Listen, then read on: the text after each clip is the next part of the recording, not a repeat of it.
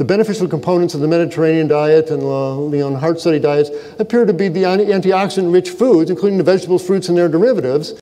Most likely the heart benefits of the Mediterranean diet are due to it being basically a vegetarian diet.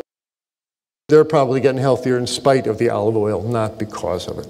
The Greeks, by the way, are the fattest country in Europe. They have the highest rate of obesity of all the European nations. And when they looked at the women who were obese and they did fat biopsies and analyzed the actual fat in their fat stores, 55% of the fat came from olive oil. It sticks to you. If you are overweight or your friend's overweight and they're trying to lose weight and they are eating olive oil, they are kidding themselves. It's going to keep you stuck. It is liquid fat. You eat a meal filled with fats and oils, and this lovely clear blood turns into a substance that looks like this. This is fat in the bloodstream. This is lipemia. And every time you eat a fatty meal, a wave of fat goes through your bloodstream. It's not good to make your blood fatty with any oil. Olive oil and all these refined oils, they're not friendly to your arteries. They make your arteries stiff. After consuming olive oil, blood flow decreased 31% for up to 6 hours. The National Cancer Institute, olive oil, along with meat and dairy, is implicated a risk factor for breast cancer. When we look at the addition of olive oil to a diet over no oil,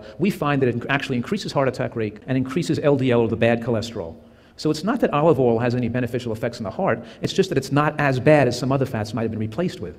If you take something like extra virgin olive oil, cold pressed to the nth degree, the coldest that it can possibly be, that is how they extract the oil. But when they refine the oil and when they take it through successive processing, it is generally done with heat in the range of 250 to 500 degrees. The extra virgin cold pressed olive oil that you're buying has been heated exceptionally high.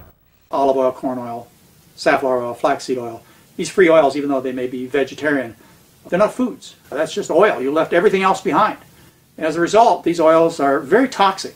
They cause obesity, they promote cancer, many of them promote heart disease. With the obesity comes all kinds of problems like type 2 diabetes and damage to the joints. So one of the bigger mistakes people make is they switch to a healthier diet, but they don't put away the bottle of olive oil. Now let's go by the numbers. Per tablespoon, how's it doing on calories? 2.5 times. Does it have any protein and amino acids? No. Does it have any carbohydrates and glucose for your brain and muscles? No. Does it have any fiber? No. Does it have any fat? 14 grams. Does it have any vitamins? Well, it's got a little trace of vitamin E. Does it have any minerals? It is the most calorie-dense food we have, 4,000 calories in every pound. We're trying to get a 4-to-1 ratio of omega-6 to omega-3. Olive oil ratio is 14-to-1 omega-6 versus omega-3. And we're trying to lower saturated fat. They want no more than 7% saturated fat in our diet. Olive oil is 14% saturated fat. Don't see olive oil as a health food. You can certainly stir-fry your vegetables in seasoned vegetable broth. It works just as well with a non-stick pan. No reason that you have to use olive oil. In fact, you don't want to use olive oil. It breaks down in the skillet. Never heat olive oil if you are going to be using it. Well, what about salad dressings? Well, you can certainly make salad dressing without oil. We do it at our clinic 3 times a day. You just take a blender, put some fresh vegetables in it, half an apple, maybe a piece of an orange slice, and hit the button, and turn it into salad dressing. Want a little fat in there, throw in a piece of avocado or a couple of walnuts. It's easy to make salad dressings without olive oil. You don't need the stuff. Eat whole natural fats, once again, avocados, olives, nuts, seeds, and so forth. And you know you'll get the essential fatty acids. These oils will concentrate in the body fat. So what's the take home of all of this? Where do we go with all this?